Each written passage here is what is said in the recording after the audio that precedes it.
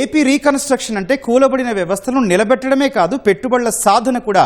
ఈ క్రమంలో భవన నిర్మాణాలు కూడా కీలకమే. అందుకే రాష్ట్ర నిర్మాణంలో వెన్నెముకలా నిలిచే భవన నిర్మాణ కార్మికులకు వెన్నుదన్నుగా నిలిచేందుకు కూటమి ప్రభుత్వం విప్లవాత్మక చర్యలు చేపట్టింది. మరిన్ని వివరాలు మా ప్రతినిధి వీరాంజనేయులు గ్రౌండ్ రిపోర్ట్లో అందిస్తారు. కూటమి ప్రభుత్వం అధికారంలోకి వచ్చాక అన్ని విభాగాల మీద, అదేవిధంగా అన్ని రంగాల మీద ప్రత్యేక దృష్టి పెట్టింది.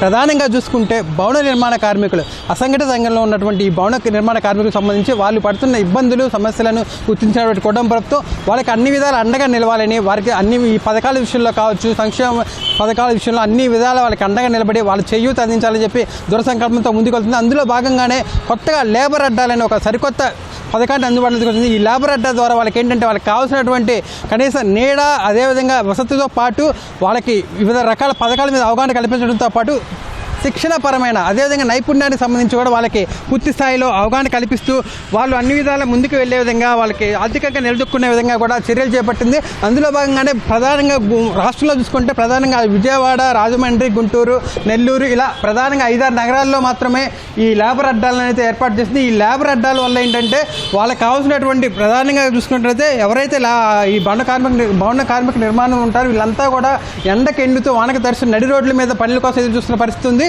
అయితే అలాంటి వారందరికీ కూడా ఒక నివాస అంటే వసతి జాగ్రత్తగా ఉండటం కోసం, అదేవిధంగా రెస్ట్ తీసుకోవడానికి ఒక విశ్రాంతి భవనంలాగా ఏర్పాటు చేయడమే కాకుండా ఏదైతే ప్రభుత్వం వాళ్ళకి పథకాలు అందిస్తుందో ఆ పథకాల గురించి పూర్తి సమాచారం వాళ్ళకి అవగాహన కల్పిస్తూ, అదేవిధంగా ఎవరైతే భవన నిర్మాణ కార్మికులు నమోదు కాకుండా ఉంటారో వాళ్ళందరినీ కూడా తిరిగి నమోదు చేసుకునే విధంగా కూడా ఏర్పాటు చేయడం జరిగింది. అందులో భాగంగానే మన గుంటూరులో చూసుకున్నట్టే కంకరగుంట వద్ద ఈ లేబర్ అడ్డాని అందుబాటులో తీసుకొచ్చింది. అసలు ఈ లేబర్ అడ్డా ఏ విధంగా ఎలాంటి సహకారం అందిస్తుంది, ఎలాంటి సేవలు ఈ కార్మికులు అందిస్తున్న విషయం మనతో చెప్పడానికి ప్రస్తుతం మన అధికారి మనతో ఉన్నారు. అమ్మ చెప్పండి, ఈ లేబర్ అడ్డా ఎప్పుడు ఏర్పాటు చేశారు, దీనివల్ల ఉపయోగం ఏంటి భవన కార్మికులకి?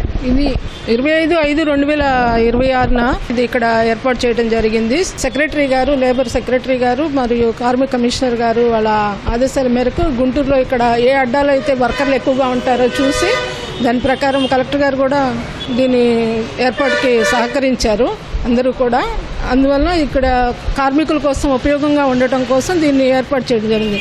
పనులకు వెళ్ళే కార్మికులు వాళ్ళ పనులకి కొంతమంది వెళ్ళిపోతారు, మిగిలి ఉన్న కార్మికులు ఎండలో లేకపోతే వాటర్ లేకుండా అట్లా ఇబ్బంది పడుతూ ఉంటారని చెప్పి వాళ్ళ కోసం అని చెప్పి ఈ అడ్డా ఏర్పాటు జరిగింది.